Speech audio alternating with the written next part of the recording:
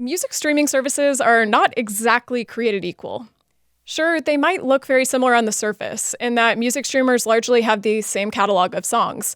But as time is going on, these competitors, Spotify, Apple Music, Amazon Music, Tidal, Deezer, so many more, are beginning to differentiate. This can come in the form of new features, or it can also come in the form of royalty rates, business plans, policies, as these things all start to diverge.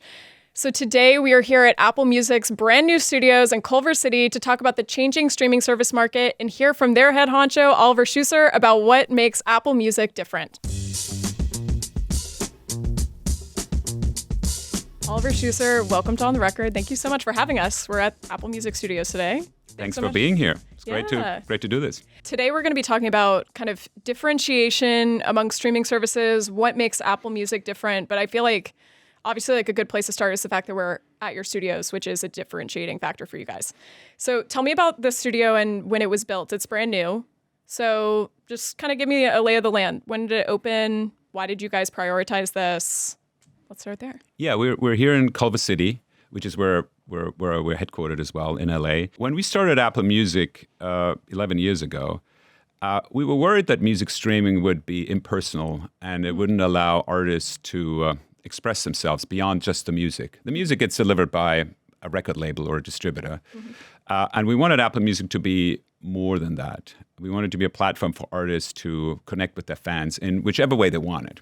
And that was the original idea behind what was Beats One, which we later rebranded to Apple Music One, a radio station that's completely unformatted, where artists could come, they could do an interview, they could play some music, I don't know, they connect with their fans, whatever they want to do. And so we built these radio studios all around the world that were fairly traditional, relatively small radio studios. And we realized that we were right in our original idea that artists really want to do more than just the music on streaming services. And we sort of outgrew these spaces. And so last summer, we moved into a much bigger place. It's a proper campus here, if you think of it. Artists can come in, whether they have a new project or, I don't know, some idea. It doesn't actually matter. It's open all day long, 7 days a week.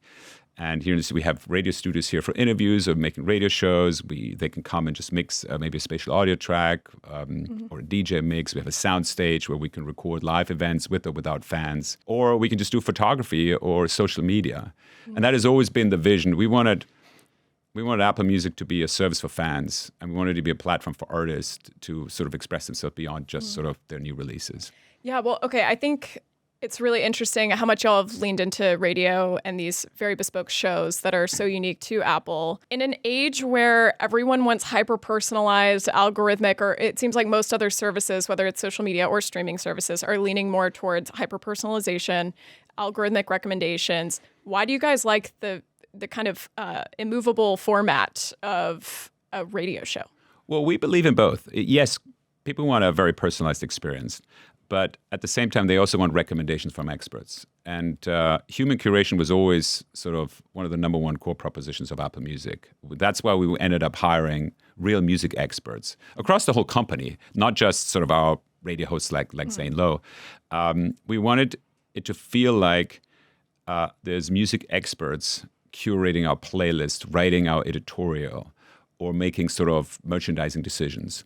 And we do believe customers want both. They want a very personalized experience, yes, but they also really want recommendations from people who are like that's existed as long as music existed, where you go in a record store and it's like, recommend me a great new album. I'm interested in jazz or blues, but I'm not an expert. And that has always been the philosophy of Apple Music, to combine the both. And we always say at Apple, we sort of live at the intersection of the liberal arts and technology. That is actually a true expression of that. You want the liberal arts represented by music experts and by fans, but you also want the technology to make that a personalized experience. Now, you mentioned radio before.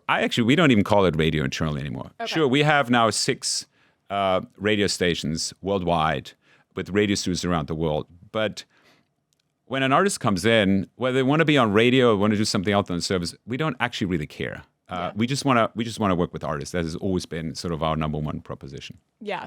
Radio being a very loose term because obviously most people are probably consuming this online on Apple Music. Correct. Yeah. Okay. Yeah. So one of the things I think is really interesting about music streaming services specifically. And you're also across Apple TV and all these other verticals. So I know you know this well, but streaming video on demand, the video side of streaming, all of those services are super differentiated. They have totally different libraries. You can't get Euphoria unless you get HBO or whatever they're calling their streaming service right now. You can't get Severance without getting Apple TV Plus. But music streaming is really interesting to me because the library is essentially the same. There's some small differences. Not just difference. essentially, yeah. Yeah, Yep. It's basically the same. And so how do streaming services differentiate each other when the library and the product, I guess, that you are offering is kind of the same? So tell me a little bit about how you guys think of it. Yeah, well, first of all, digital music, and digital music has been around. We sort of started it in 2003 with iTunes. Mm-hmm. It's really awesome for fans around the world. And I think music streaming, the services are some of the best products ever invented because you get all the music ever recorded in your pocket. It works anywhere in the world. It works on any device, in any car, wherever you go. And you pay, I don't know, Apple Music is $10.99 for that. I think that's a great product, and it's been a wonderful opportunity for the industry to grow and the market to grow, and everyone sort of being compensated. So check, that's great. Mm-hmm. The music industry, in fact, the labels have made a decision that they didn't want to do exclusives, and they want everyone to have the same catalog. Mm-hmm. I'm not going to comment on that. That's their decision. That's the way they run the business. It is what it is. But you're right. There's a bunch of services, and they all look from a content perspective kind of different. In fact, what we're doing with our artist relations and Apple Music Radio and our studios is probably the most unique and the most bespoke and the most exclusive of anyone. But I agree with you. Everyone has like the same 150 million, 200 million songs. I think Apple Music is really different in three aspects. First of all, we're all about music. We have no interest in making Apple Music an audio supermarket where there's like podcasts and tutorials and other audio products. Mm-hmm. We think a music fan wants a pure music experience. And we put our heart and soul into, working with artists on making it more than just the music as I just described. And we have Apple Podcasts, and we're very proud of that. Mm-hmm. And it has hundreds of millions of users. And it's been a great success, but we keep those worlds separate. Mm-hmm. The second thing is we're all about quality. If you line every service up, we want to be the service that's the quality service. And it starts with like audio quality. We sort of came out with Spatial audio with Dolby Atmos in 2022. That's been a huge hit. Mm-hmm. And 90% plus of our customers are consuming music in spatial audio. We have lossless as well. And we take really great care and pride in the overall audio experience on our platform, pushing the envelope. We've got personalized spatial audio. So there's more technical work happening there to make the audio experience just the best of the best. Yeah.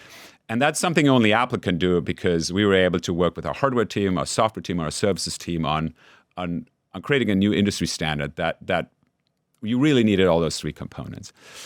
But it's not just audio quality. We think that the curation by people is always going to be higher quality than if you leave it up to, robots or machines. And so we hired quality people to make the experience. And that's all the way down to like design, look and feel. We believe in actually we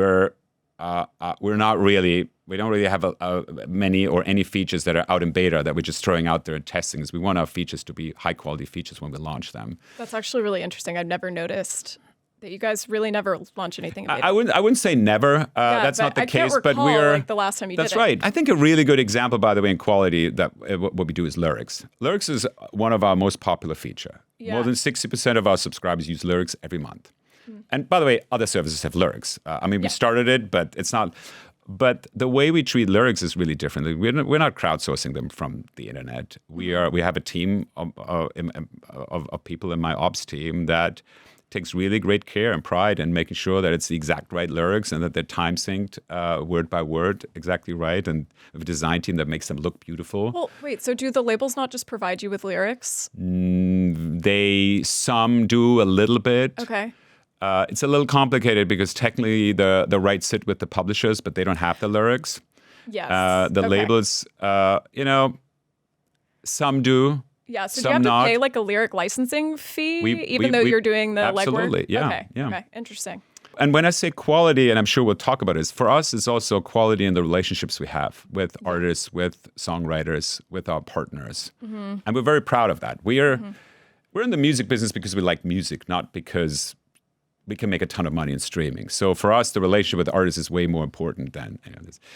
And then the third thing, as I just mentioned, artists and songwriters, is for us, it's all about, we make every decision when we wake up in the morning or when we go to bed in the evening on what's good for artists and songwriters. And so there's so many things we haven't done, and there's so many things we have done because we think it's the right thing for them to do. And that's why we are in the music business. And if you look at Apple, you realize we've got Logic, we've got Garage, we've got all these other artist services. And so between our focus on music and our focus on quality and our focus on artists and songwriters, I think those are the three things. And you can feel that. You can ask artists around, is like, how much do they work with us versus anyone else? I think you get a very clear answer. Yeah, I mean, I feel like that actually like sums up all the different things that we should talk about in this conversation. But I'll start by throwing it back to one of the first points you made in that, which was about exclusives, because that was once a thing in early streaming, which is so fascinating to me. This was before I was in the industry, but obviously I was a consumer at that point, and so I was seeing it play out in real time.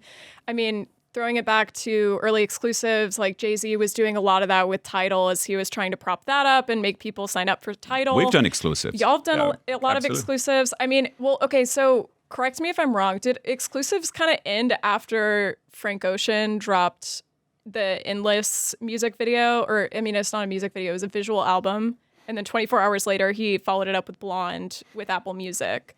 Is that kind of the time period when it started to shift away from exclusives?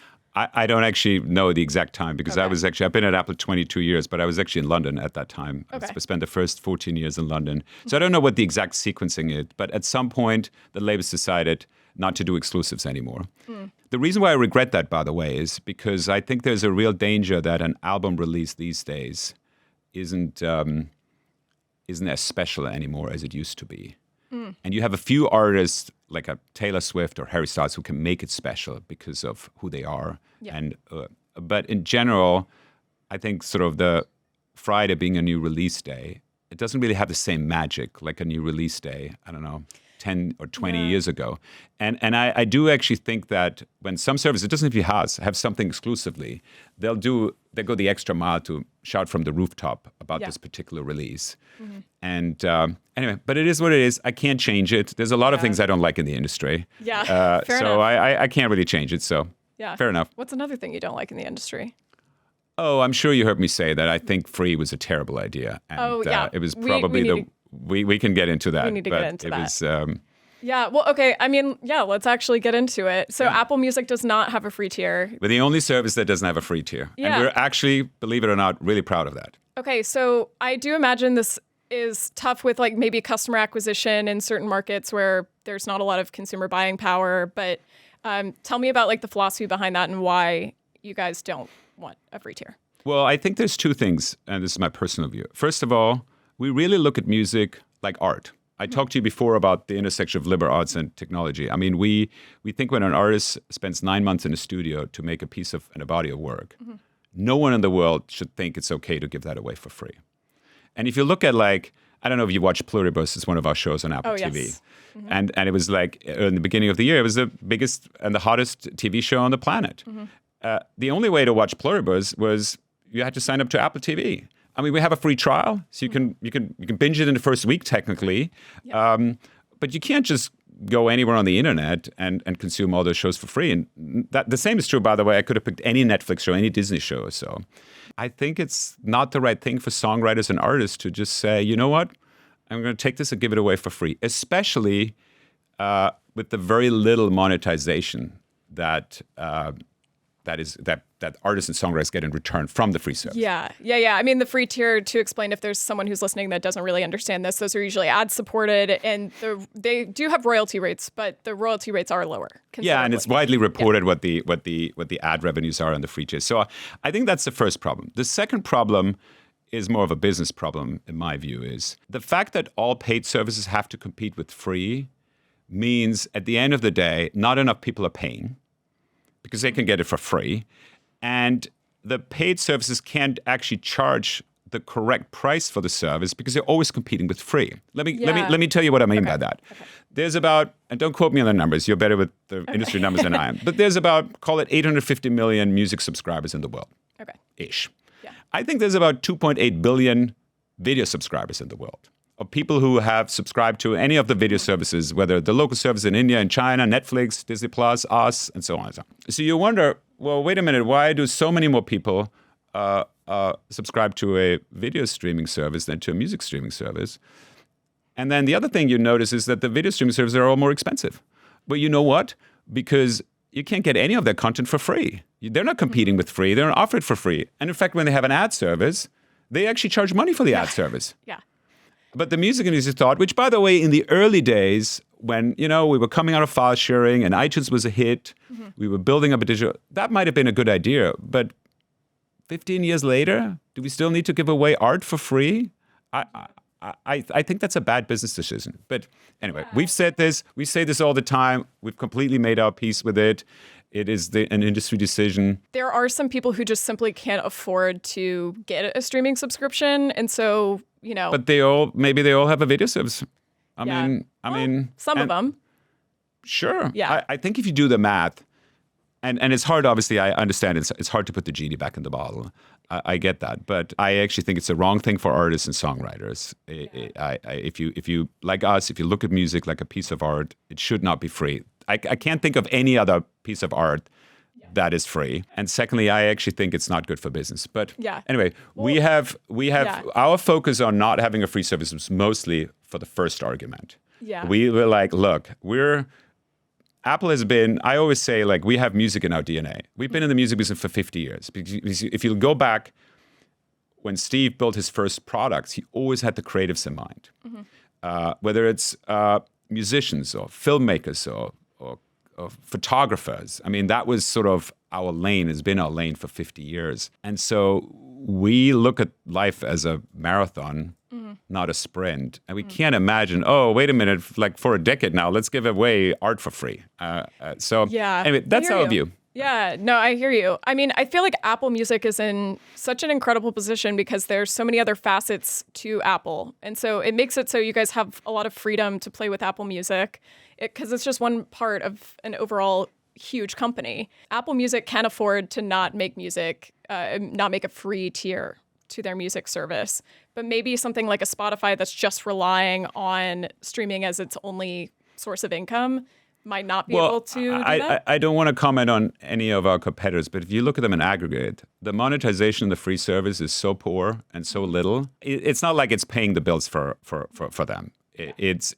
I would argue it's the cheapest marketing mechanism in the world, where the labels have given everyone the right just to basically do free marketing. I was like, take all of our content and use it for marketing and then upsell. But it is what it is. Yeah, I think we made our point. We are. I've been, as I said, I've been at Apple for 22 years and been part of iTunes and Apple Music from the beginning. And we've not really ever had a meeting where we're like, let's build a free service. I mean, obviously, we talked about what it means not having one and everything, but we don't think it's right for artists and songwriters, full stop.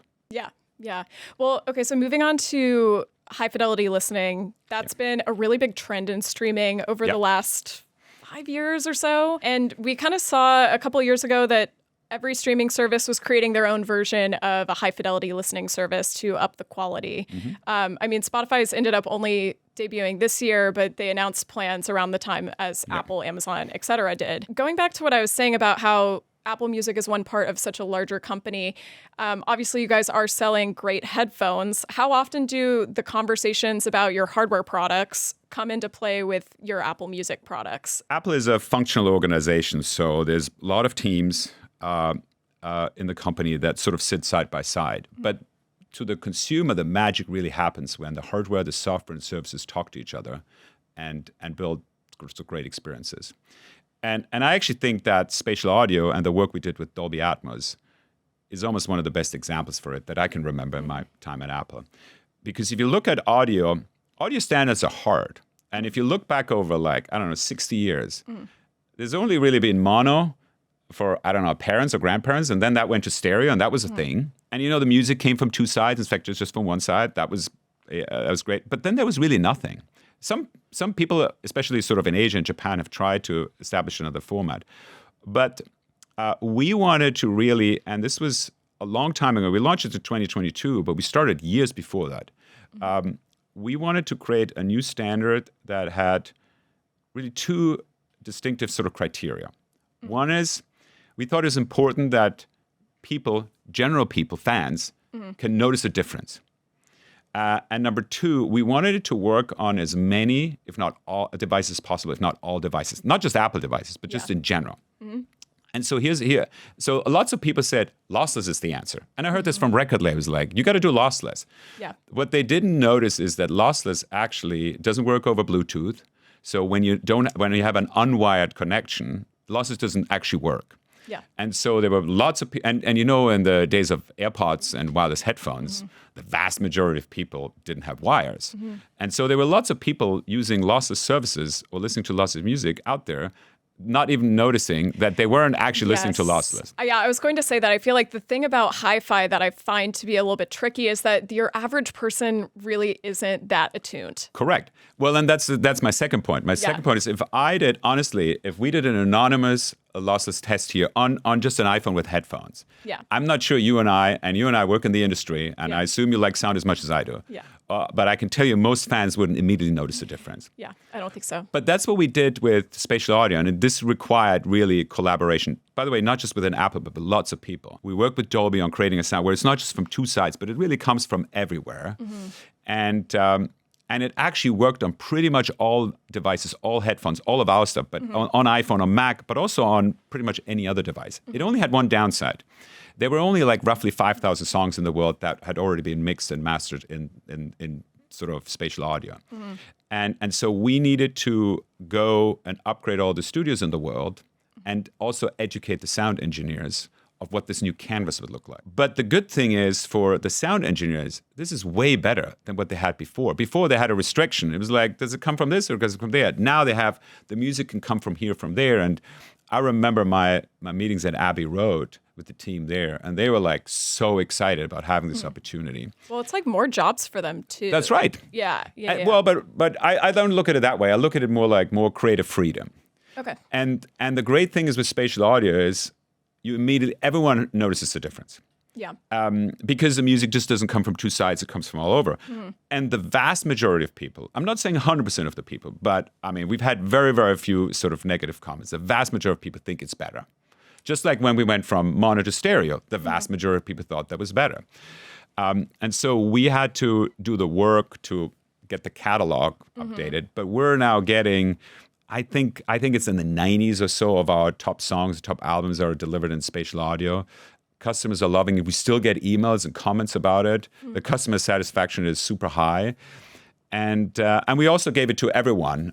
We didn't force people to like test it and sign up to a higher tier. So we made it super simple. And we're very proud of that. That does create a lot of new jobs for engineers, but that also does kind of create more work for the labels. I imagine that's maybe why they liked the idea of lossless. Isn't that like probably an easier step for them to take than moving all the way to spatial? Yeah, but easier isn't always the right answer. Sure, enough. we had everything in lossless probably from day one.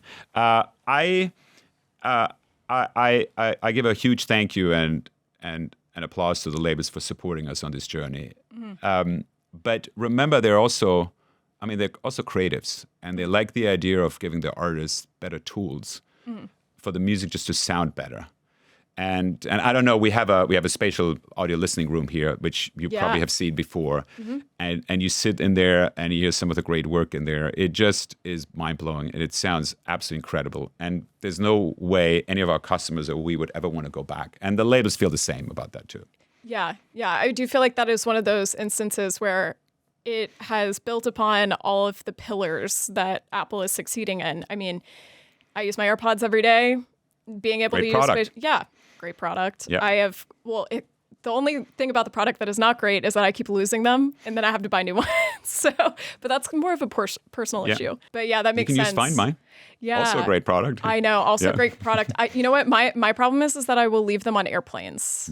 That's a big thing. In the back pocket, you don't see it. That's a problem. So, not to advertise here, but one of the businesses I run is Beats, and we make beautiful colors. So, I don't know. Well, okay, so why keep Beats when you also have the AirPods? Because they're very similar, like what you're showing right here. Yeah. So Beats has been around for about 20 years. It's been a part of Apple for 10 years. And we bought Beats, actually sort of 11 years. We bought Beats at the time iTunes was incredibly successful, but it was a transactional business. And we knew that streaming was going to be very different. They had just sort of announced and launched Beats Music. We loved the team. We had a great relationship with Dre and with Jimmy and everyone there. And we thought it was a good idea to bring Beats Music in to help us build Apple Music. But also we were excited about the opportunity to build Beats headphones into the Apple system and make them more successful. Especially at the time, they were very much a US or an Anglo sort of American business. Yeah. And it's been wonderful. I've been working with the Beats team for the last 6-7 years. It's a great business. It's doing incredibly well, growing. We have a totally complementary product to AirPods. We have over-ear, in-ear products. We have them in multiple colors.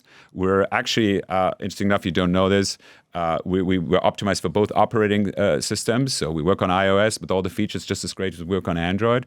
You know, Beats has always been on that fitness and music and sports lane. Yeah. So I think to me, it's the brand that has found the intersection between sort of sports and music. Yeah. And has always been. Absolutely. And has always pushed the envelope, supported the underdog, great marketing. Such good marketing. And I'm super proud of the work that the team does. And it's,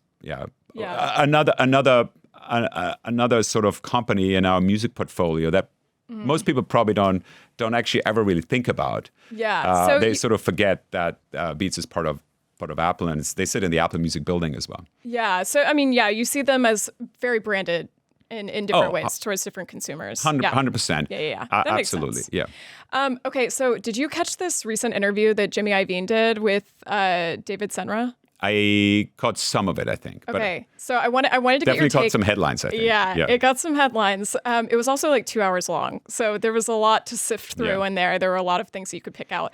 But he had like some really hot takes on streaming. And I just wanted to get your take on it. I have it written down here because I didn't want to have it wrong. But he said streaming services are minutes away from being obsolete. It's one-dimensional. It's an ATM machine. You put your money in and you get your music. They don't do anything for the artist. The artist wants to communicate with their fans, period. That's what they want. They want to communicate. They want to market themselves. And streaming services are saying, we'll put you on our list if you're nice to us or if you like us. That's bullshit. What do you think? Well, first of all, Jimmy is the greatest. We have a great relationship. I see him as often as I can. I'm co-located between the Bay Area and here.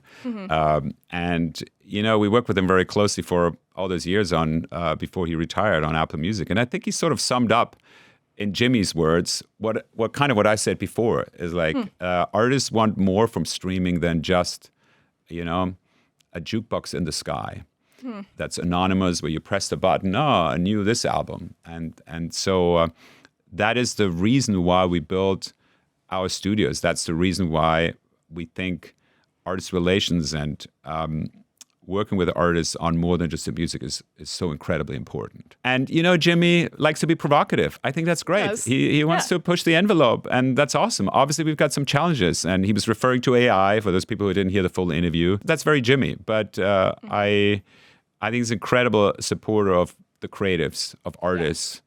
And this is when we partnered with him on building Apple Music, the number one thing that I personally and we all learned from him. Yeah, and I mean, you've been in the music tech world for a long time. You've been at Apple for a long time working on music and music products. I mean, back in the day, the idea, even when iTunes was out, is people could conceive of streaming. They could imagine that it's possible in the future. There were a lot of logistical challenges. This is such a huge paradigm shift in the music industry. I think maybe fans underestimate just how big of a challenge it was for the record labels and the publishers and everyone to get aligned on how streaming could work and how that business model could work. Even back in the day, in like the early 2000s, you could conceive of streaming being the next wave. I kind of can't conceive of what is after streaming. Can you conceive of anything? Is there anything that you see pie in the sky future? By the way, let me add to that. You might not know this, but before I joined Apple, I was actually at Napster. I did know I was that. here in San Francisco. It had just been the service had just been shut down, and we were working on a subscription service. Mm-hmm. I don't remember what price points we had in mind. It was probably a little lower, but the idea was to charge one price, and you have access to all the music ever recorded in a service. So Why do you think that didn't work out? We probably would have to add another hour to this, but I think they Probably had a little they had distrust from a labels. I think for three reasons. Number one, what really started the digital music revolution, in my view, was the iPod. It was the idea that you can take your music with you, like in the old days of Walkman or so. Mm-hmm. And sure, there were other MP3 players out there, but they were all terrible. Yes. And the iPod was amazing. And this idea of putting 1,000 songs in your pocket really started the whole thing. Mm-hmm. And when Napster was out, there was really no hardware. I mean, no hardware that was working really well. And imagine today if all your music was on a computer at home and in one of the rooms, it just wouldn't be the same. Yeah. I think that's the first thing. The second thing is I truly believe the industry wasn't ready. There was no licensing model. There was no catalog. There was no. We started iTunes. I was in London in 2004 when we launched in the UK, Germany, and France. We started with 400,000 songs, and now everyone has like hundreds of millions. 100 million plus. And so it took the industry actually quite a moment to even get to the 400,000 songs, all cleared, all licensed, and so that wasn't available in the Napsters. And thirdly, the company had so many legal issues. Yeah. Whether they were right or wrong, I don't want to comment. It doesn't matter. But forget about that. The idea of creating a service where you'd have access to all the music in the world, I agree with you, it was not actually a new idea. Yeah. To your question, one of the things I'm really proud of is how we have developed the product, especially over the last sort of 18 months, 2 years. Mm-hmm. We're laser focused, as I told you, we're laser focused on just the music experience and Apple Music. And you can go on Reddit and they're all like, wow, you guys have shipped more features in the last 6 months than, I don't know, in the time, whatever time before. And it includes great AI features like Auto Mix or Playlist Playground, or doubling down on listening experience or lyrics, or improvements to a library like library pins and so on. So we're concerts, all these things. We need to continue to make our product better and better. Mm-hmm. There's new technologies, and we need to obviously play with them. There's immersive experiences. We've looked at NFTs originally. Now there's AI. There's always something. Yeah. And oh my gosh, and NFTs. I think I go back to having access to every song ever recorded on your fingertips, on your iPhone, anywhere in the world. There's no blackout windows. Mm-hmm. It works. You can rent a car. It's not even your own car. You plug it in, you go Bluetooth, and it works. It's an amazing product. I think our responsibility is to continue to double down. And we're a product company. Mm-hmm. We're all about innovating. We've got an incredible roadmap ahead for the sort of next few years, and we're super excited about the future.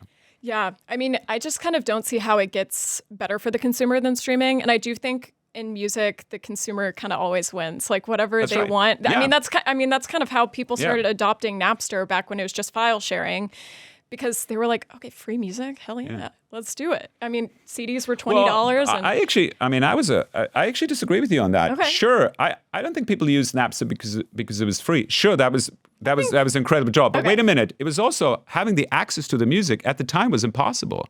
You had to go to like Times Square during opening hours, and they only had like 20,000 records in the store. And I think at a time it was the largest record store in the world. I used to work in that building on top of that at BMG. Oh wow! And so, but if you weren't close to a record store like this, you wouldn't even have access to it. Mm-hmm. And so it was the access. Sure, it helped a ton that it was free. It started as a student as a student movement. So I get all of that. Yeah. But it became mass market very quickly, because you could go to a show, and the next day you would have access to. Maybe I was at a Bruce Springsteen show last night, and I don't know. You have all of a sudden you have access to these recordings.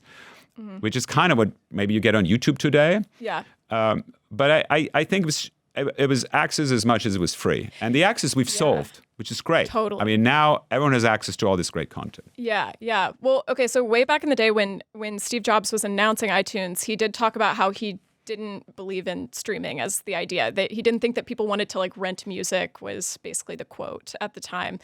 I'm wondering, when do you feel like at Apple there was a shift when people started to get more interested in streaming as the next frontier for music? I don't know the answer to that. So my journey at Apple was I moved for Apple to London in 2024 and was part of like a 3-man startup team. And our goal was to launch iTunes, the music store.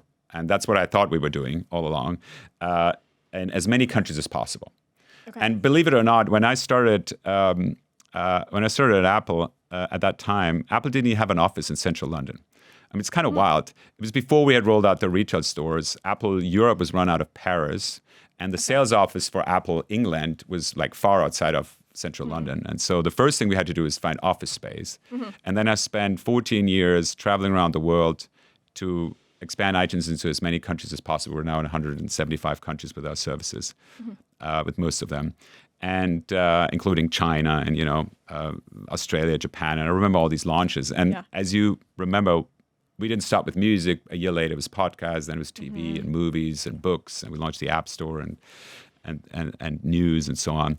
So I think that was at a time when I was running around in the world trying to, launch new countries or so. Did you ever meet Steve? I did, yeah. Has he ever said any sage words of wisdom that have stuck with you? No, there's obviously many books written about him, and the people that I work with have worked with him. And I think you look at Apple today and you see his handwriting, and he'd be very proud because his focus was always on products, innovation, and excellence.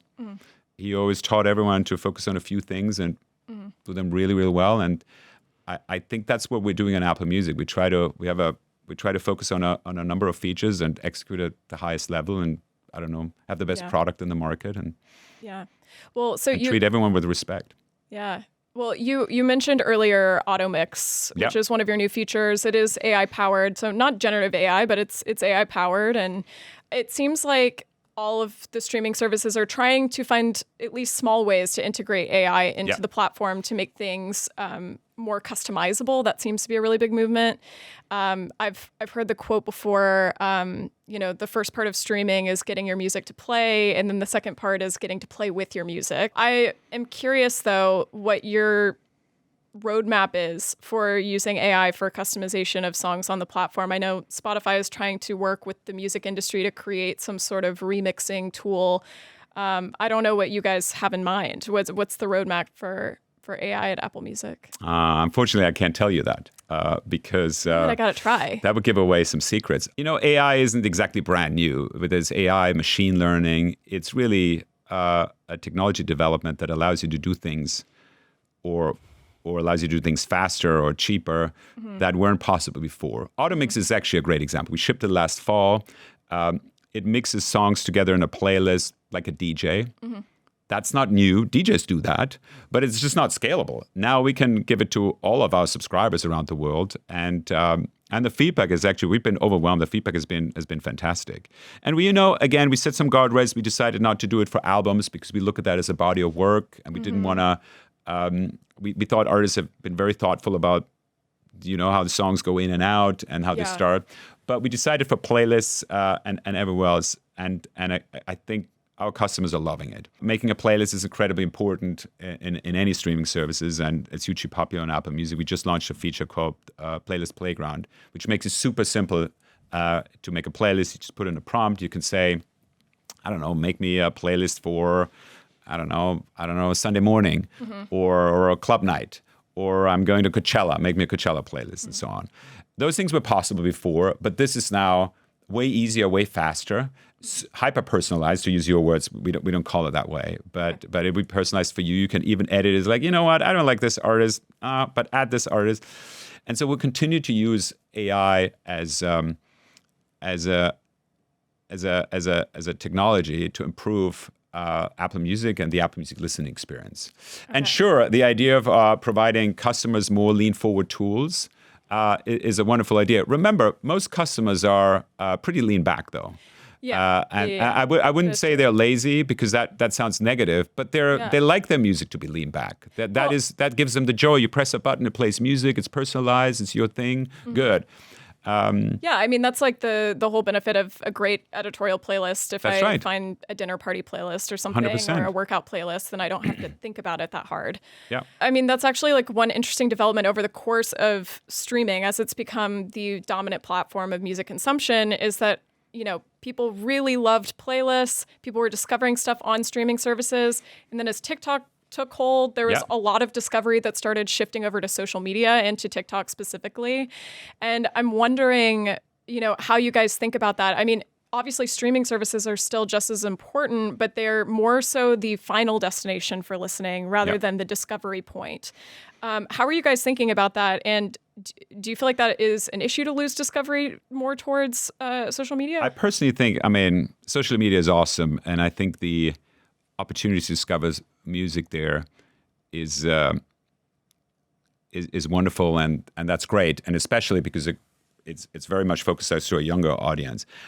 Given how huge social media is, though, I actually think that they could do even better at really discovering and pushing music forwards. It's not like you look at our top 100 and be like, sure, there's always some TikTok songs in there and so on. Yeah, it's not always the stuff that goes viral online that actually ends up getting streamed. So I think, again, we're all about the creatives. And so if other people are pushing trends and music, and what I love today is that, for kids, there's no difference between an old and a new song. Whether it's a Fleetwood Mac song or a brand new, Harry Styles song, it's just music for them. So I love that. And if social media can help surface that, that's wonderful. And, we work with TikTok. We've announced a partnership with them.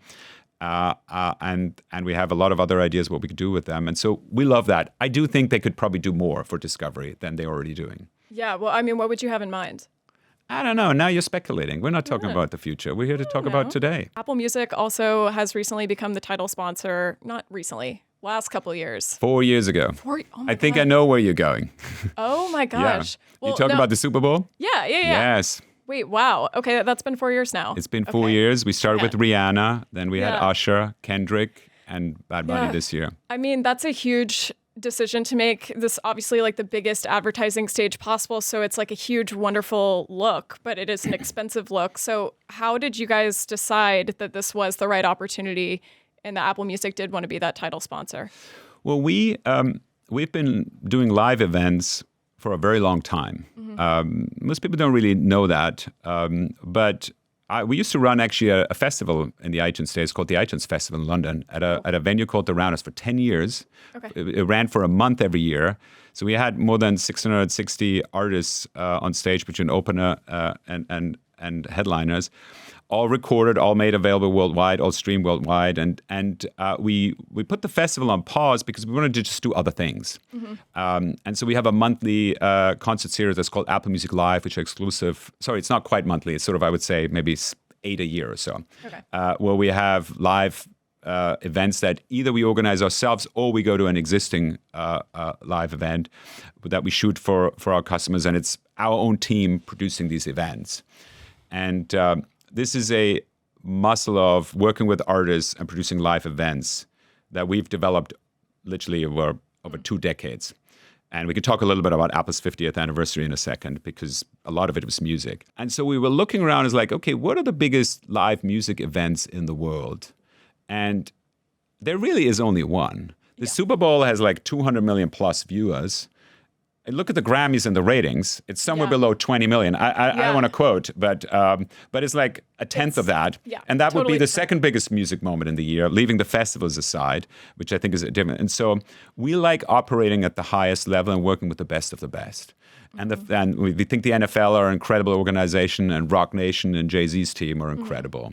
And so when we saw that opportunity, we thought we could come in and help to make the Super Bowl bigger, make it better, and make it more global. Those were our 3 goals. We've broken the record ever since, and every year, and it's been phenomenal to work with them, and I'm looking forward to next year.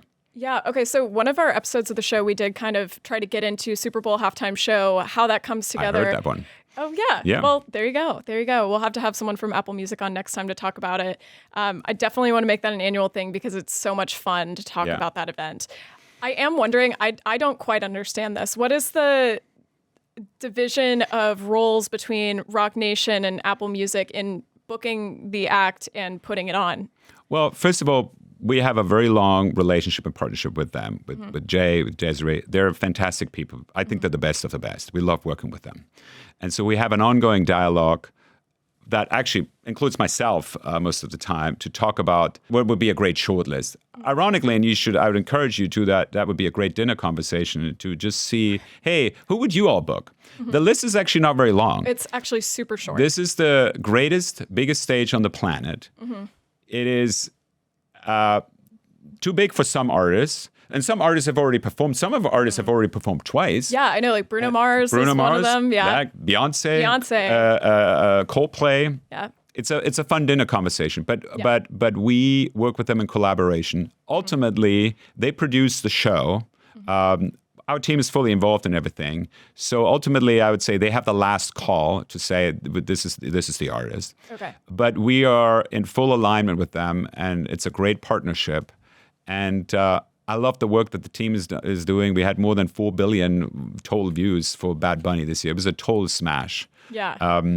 Worldwide, it broke every record there is, and it was a beautiful show, and the views were fantastic. Yeah. And it's not just that. We really work very closely with the artists. We do, for example, the press conference. And this year's press conference. The press conference is always on Thursday morning at 10 a.m.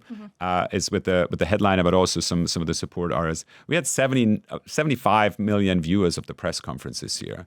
And this is sort of a production that we do, and Zayn and Ibro were sort of the interviewers. We love the work. We look at it as a partnership, and we do it because we like operating at that level with the best of the best people. Yeah. I mean, I feel like it is undoubtedly the biggest stage in music.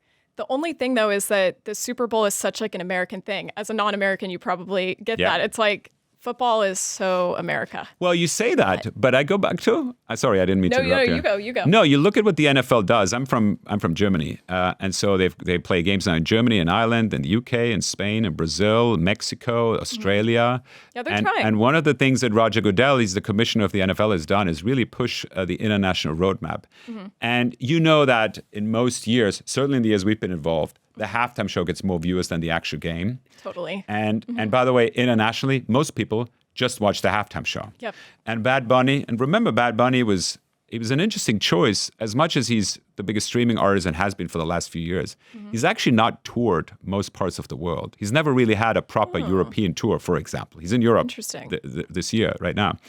And so for him, this was a huge moment, and for international, it was a huge moment. And the viewership numbers, if you look at it, I mean, the viewership numbers in international were like crushing anything we've ever seen. It was amazing. One question that I have, it pertains to y'all's new policies around AI. Yeah. So you guys have recently announced a new policy. Do you mind explaining it? Because I feel like most people probably still don't know about what. I can talk a little bit about AI, and then I can talk about the policy. Again, AI is a technology that our responsibility as Apple is to use it to make our products better, faster, whatever it is. And secondly, also allow people to use it in a responsible way. And technology has, for the music industry, I know Michael Nash has said this recently, has always actually been good for the music business in on all the various waves over the last 50, 60 years. And I really do believe AI has a ton of opportunities as well. The reality is today, what it does is allows anyone to make music because it's super simple and super fast. And there's nothing wrong with that. And what happens is people take the music and deliver it to streaming services. So when you look at our sort of monthly sort of intake, more than a third of what we get today is actually what we would say is music that's 100% AI. We've never talked about this, we've developed technology in-house that would allow us to exactly see what music people are delivering us, what AI it is and this and that. And that's obviously important to know so you can analyze when something's come in. Now, the reality is the usage of the AI music on Apple Music is really tiny. Yeah. And when I say really tiny, it's like, and by the way, I'm rounding like to the lowest thing, is like below like 0.5% of usage. And by the way, that it's much lower than that. Wow. So usage is low. But by the way, we're just at the beginning. You could see a world where that grows. You never know. Where it gets really tricky is when fraud comes to play. Totally. And remember, I talked to you about, for us, the quality of the experience. We're obsessed about the quality of Apple Music. We have very high customer satisfaction. We've got the lowest churn in the industry. People that subscribe to love the product, and we want to get rid of fraud. And by the way, this has been a 20-year journey because there was fraud, obviously, in iTunes already. Totally. And so we're investing way more than anyone else in reducing and eliminating fraud. And our fraud in Apple Music is like tiny, literally tiny. And so we have implemented a fraud penalty 4 years ago, where if we catch someone, then we actually take the money and put it back in the pool. So it goes from fraudulent artists or labels to honest artists and labels. And so what's important is we need to monitor. There's a correlation between AI and fraud that needs to be monitored. That's one of the reasons why we just doubled the fraud penalty. First of all... Oh, so you doubled it. We've doubled it February 1 this year. Okay, wow. First of all, we don't like fraud, full stop. Forget about AI for a second. But secondly, we were worried that maybe there could be more fraud with AI. And again, it doesn't have to be. We're assuming that. We've seen some... There is a correlation. There is some correlation, yeah. And but the good news is our fraud program and the fraud penalty works incredibly well. We've seen a 60% reduction sort of over time in fraud just because of the penalty. So we feel like that's totally under control. Okay. And now, which brings me to the last point is, okay, what is actually AI? And I've said repeatedly to all the CEOs and presidents of the labels, there needs to be an industry consortium where they come together and discuss what is AI. And by the way, that can't just be corporates. You need to have artists and songwriters in the room as well. Because there's nothing wrong with artists and songwriters using AI. Even 100%. But someone needs to then decide, well, what is AI, what's not AI? Yeah. What we have done is and this is really just an early step, we have put it on the content providers, labels, and distributors to say, hey, we want you to tell us when you're using AI. And we've created sort of basically AI flags. And we've said it's for the music, it's for the art, it's for the songwriting, and it's for the video. So there are 4 flags when you deliver content. And labels have started to actually use the flags. Have they really? They I have, feel like yes. that's the one thing that I was concerned about when I saw that is just, does that incentivize people to lie? Well, first of all, you should know every label in the world is delivering AI. They might not know about it. So because they themselves also need to develop tools to understand what's AI or not. You know, I know that they have some of these labels deliver us a ton of content that's coming from all over the world. Luckily, we have, and we pushed on this really early. Our technology is really solid. We see exactly what's coming in, and so we've had these flags. Right now, it's an honor model. There's no penalty or anything yet, but at least it gives us a foundation to say. Then we know, and then we can figure out what do we want to do with it. But I really need that answer. I don't think we should make that answer. I don't think one of the major labels should give that answer. I think it needs to be a broader conversation that includes the creatives. And that, I mean, artists and songwriters to define what is a reasonable and fair way to treat AI. Because overall, there's nothing wrong with AI. You and I could make a song here right now. That's great. It'll be a really fun moment for us to make a song in AI. Anyway, so it's a journey. Yeah. That's very interesting. I didn't really realize that you guys had a detector kind of in-house that y'all were looking at. Well, so why not just use that to make the flags? Why ask people to like disclose? Well, what are we flagging then? Well, I mean, also... And by the way, who's to say that we're not going to do that at some point? But I think we're at the beginning of something that the industry needs to figure out. And I strongly urge everyone that we need to come together because this is not a particular label issue. This is sort of an industry issue. No, totally. And it's a responsibility for the music business. I don't even need to have a seat at the table. We'd like to have a seat at the table, but I think it's more important that the creatives have a seat at the table to me. Yeah, well, I hear what you're saying because, I mean, you know, it starts with the artists making things, however they make it, wherever they make it. Then it goes to the label or distributor. Then it goes to you guys. So y'all are kind of like 3 steps removed from the creation of the music. So asking the streaming services to come up with that plan alone would be, I mean, kind of missing a lot of other. That's right. You know, parties in that conversation. But yeah, it's going to be interesting to see what happens because I think AI-assisted music will be much bigger than fully AI-generated music. That's right. Correct. Yeah. I mean, by the way, people have used technology for decades. GarageBand. Will.i.am is a great friend. He's very technology forward. and there's nothing wrong with that. But who am I to say, oh, this is right, this is wrong? That's not how it works. And maybe, by the way, maybe everything is okay. I don't really know. We'll need to see. For us, as I said, the number of songs delivered in AI is growing, and it's already a third of what's delivered. Okay. For us, it's really the usage is very small. It's really important that it doesn't correlate with fraud. And I think we got that covered on our end, thanks to the great work that our engineers and our business teams are doing. And then, on AI, we start with the flags. We have a bunch of other things that we're going to do over the course of the near future. And but I really need the content providers and the labels to take responsibility here. Well, thank you so much for letting me ask you a million questions. Oh, my. Okay, to end things off here, I always play a game with our guests. I heard it on the podcast. Yes. Thank you for listening, by the way. That's very nice. I'm glad you checked out the Super Bowl episode, the Michael Nash episode. Okay, so it's called What Would You Cue? Yeah. You know the drill, but so you need to pick one song per prompt. Okay. So the first prompt is, what would you cue to take you back to your childhood?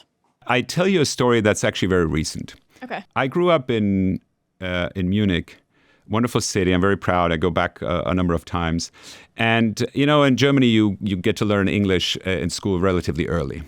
One of the, and everyone's really small and young and has no sense of learning a language. One of the early things I remember, like literally in the first month or so, what teachers do is they teach you a song, an English song.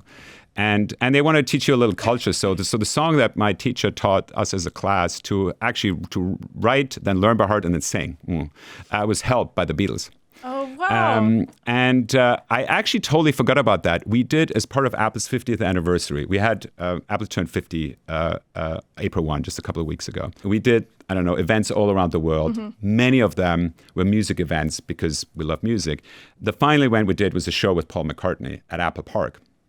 It was 15,000 people. It was beautiful, great weather, great lights, amazing stage. He played for 2.5 hours. And the first song he played was Help. And for whatever reason, I remembered it at the time that I was sitting there writing down Help, the lyrics, and didn't understand a word. I mean, we didn't, this was literally in the first month or so of me learning English. Wow. So most of the words, obviously Help was easy to translate. But it was fun, and that brought back some good childhood memories. I love that. Oh, man, to actually see Paul McCartney himself perform it. That's a thing. It was a huge honor. We had done things with Paul before, and you remember Steve was a huge fan of the Beatles. And in 2010, I worked on, because it was run out of London mostly, I worked on the campaign when the Beatles did an exclusive release on iTunes. I don't know whether you remember that. Wait, what was the exclusive release? Well, the Beatles were a holdout in digital for the longest time. They were, but the very few exceptions that still exist today. They were some sort of the last to come to iTunes, and we did a huge campaign all around the world with a beautiful ad campaign. You should look it up. I was really proud of the work, and we launched the entire catalog on iTunes, and we've been working with them ever since. And to have Paul McCartney celebrate with Tim Cook and our executives team and 15,000 people at Apple Park, was Apple's 50th birthday, was amazing. And he kept on playing and playing. But he did open with Help. I love it. Which is amazing. I love it. Okay, what would you cue to remember your favorite era of music? I don't really have a favorite era. Let me tell you why. Okay. I lived in Germany for about 20 plus years of my life. I was in England for 15, in the US for, 10, 12 or so. And it's interesting, when I look at someone's 80s and 90s playlist here, I was like, that's not my 80s and 90s. My music was way more like European and different. So I actually, it's sort of all a bit of a blend. Okay. I would probably say the 80s and the 90s if I had to sort of say, and probably it's late 80s, early 90s, probably 85 to 95. So is there a German 80s or 90s song that you're... Well, not really, but I'm a huge dance and EDM fan. So I go to Ibiza and Tomorrowland and places like that. So yeah. And that's probably my European sort of DNA and roots. I love it. Okay, so what would you cue to remember the best concert you've ever been to? That would be Michael Jackson. Oh, wow. Yes, okay, and I'll tell you why. I saw two big Michael Jackson shows in the 90s, 92 and 97. He was close friend. His tour promoter was a guy called Marcel Avram, I think. That was his name. And he was a German guy. He was sort of mostly based in Munich. And so he used to open his tours in Munich And he spent a lot of time in Munich. There's actually a statue and a shrine for Michael Jackson in the center of Munich, which makes no sense because but he did. I went to the Dangerous tour and the History tour, and it was something I'd never actually. I was really young. It's something I'd never experienced and seen before. It was the most incredible thing. You probably didn't even know what you were exactly seeing. No, it's only in it was hindsight. like it's like one of them. The history tour from the show from Munich is actually on the internet. I've been lucky. I mean, I went to Zane Lowe and I went to see Bruce Springsteen last night. Oh wow! It was one of the 5, 10, pick any number, best music moments we've ever had. I mean, there's 18 people on stage and everyone's a wizard and a magician. It's incredible. Yeah. So I've been lucky. I go to a ton of shows. We see a lot of great live music. But I think the world hadn't seen anything like Michael Jackson in the 90s. True. And there's been so many. I've seen Prince. I've seen so many other great shows. Yeah. I typically hate to call something out, but I would say those were my 2 best concert moments in my life. I think that's fair. It's kind of hard to beat Michael Jackson. That's right. Okay, final one. What would you cue to recall a core memory at Apple Music? So maybe a big campaign you did around a certain song, anything that kind of stands out to you. There's so many. I'm sort of flip-flopping between 2. Okay. I think the work we've done with Coldplay on Viva La Vida for the Silhouette campaign, as we called it. You remember sort of dancing. That was fun. But no, I would say going back to what it means to me personally and also my path here is the first ever show I did in my life, and we did actually worldwide for iTunes, was a show with the Stereophonics at the Apple Store on Regent Street in London. And it was a total experiment. We're like, well, what if when the store closes in the evening, what if we did a show afterwards for a couple of hundred people in between like all the, there was no iPhone at the time. It was like 2005, literally. And it was such an incredible moment that we actually decided to immediately do this monthly. So we created a series called iTunes Live from London. It was every month. And then we liked it so much that within a year we had iTunes Live from New York and from Paris and wherever we had Apple stores. And it led us to do the festival and led us to all the live events. I actually think it's sort of the origin of the DNA that led us to do the Super Bowl as well. It's sort of us being in the business of like producing events and working with artists directly. And I love the Stereophonics. That was a fun band. So I would say it's that. That's a good shout. Okay, well, Oliver, thank you so much for coming on the record. Thank you very much. All right, thank you so much to Oliver for joining me to talk about all things Apple Music. And thank you for listening to this week's episode of On The Record. If you liked today's show, give us a follow on Instagram and on our brand new TikTok page at Billboard On The Record, where you can see new clips of this show every single week. We'd also appreciate it if you rated us on your favorite podcast platform, because all of these things help On The Record grow bigger and better than ever. Again, I'm your host, Kristen Robinson, and tune in next week for another peek behind the curtain of the music business. I'll see you then.